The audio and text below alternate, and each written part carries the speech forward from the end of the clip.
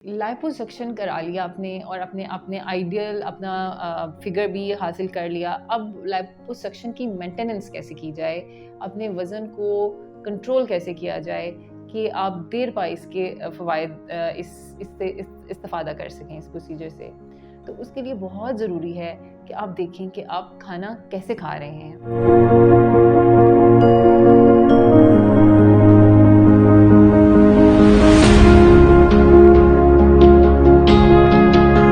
Liposuction करा लिया आपने और अपने आइडियल अपना फिगर भी हासिल कर लिया। अब लाइपोसक्शन की मेंटेनेंस कैसे की जाए, अपने वज़न को कंट्रोल कैसे किया जाए कि आप देर पा इसके फ़वाइद इससे इस्तिफ़ादा कर सकें इस प्रोसीजर से।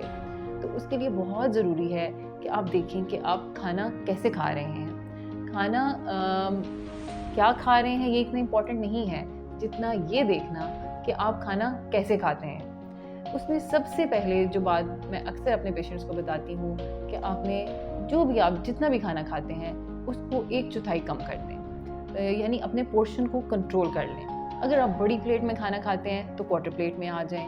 अगर आप एक दफ़ा चावल खाने के बाद दूसरी सर्विंग भी लेते हैं, दूसरी दफ़ा भी अगर बिरयानी बनी हुई है तो आप दूसरी तीसरी प्लेट तक पहुँच जाते हैं, तो अपने आप को 1 प्लेट तक महदूद कर दें। अगर आप 2 रोटियाँ खाते हैं तो 1 रोटी पे आ जाएं।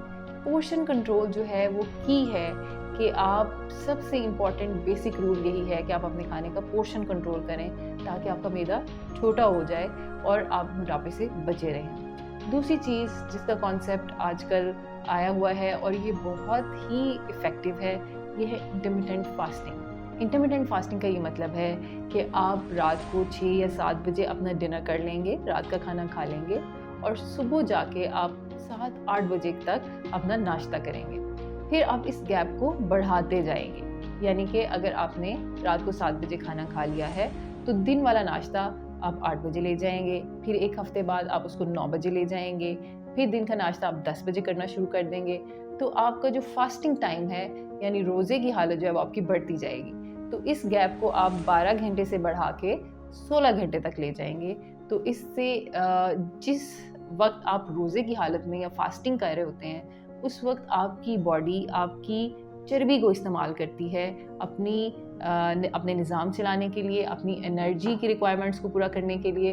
तो आपकी चर्बी घुलना शुरू हो जाती है, लेकिन इसका इफ़ेक्ट आपको 2 से 3 हफ्ते के बाद नज़र आना शुरू होता है। तो इसमें आपने मुस्तकिल मिजाजी से इंटरमिटेंट फास्टिंग को और पोर्शन कंट्रोल को अपनी ज़िंदगी का हिस्सा बना लेना है।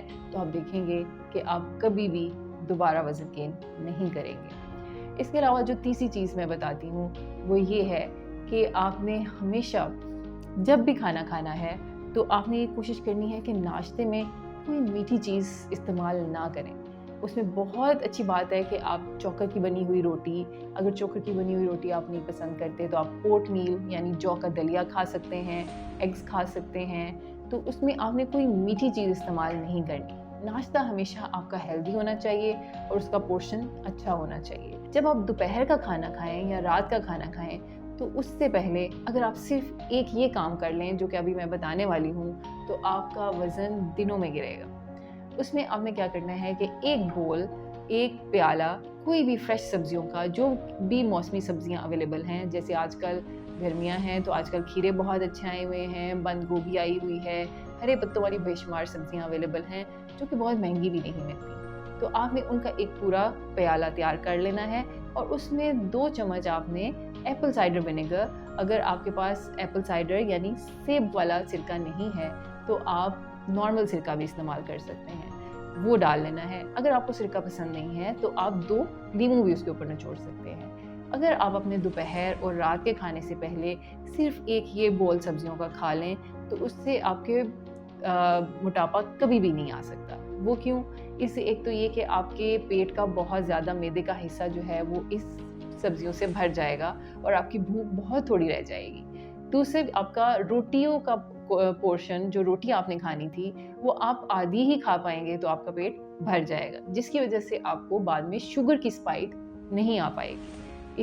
इसको करने से आप एक ही महीने के अंदर 4 से 5 केजीज तक वज़न कम कर सकते हैं। तो ये अक्सर मैं अपने पेशेंट्स को लाइपोसक्शन के बाद भी बताती हूँ, जो कि उनको अपना वज़न مینٹین کرنے میں اور مزید وزن گرانے میں بہت معاون ثابت ہوتا ہے.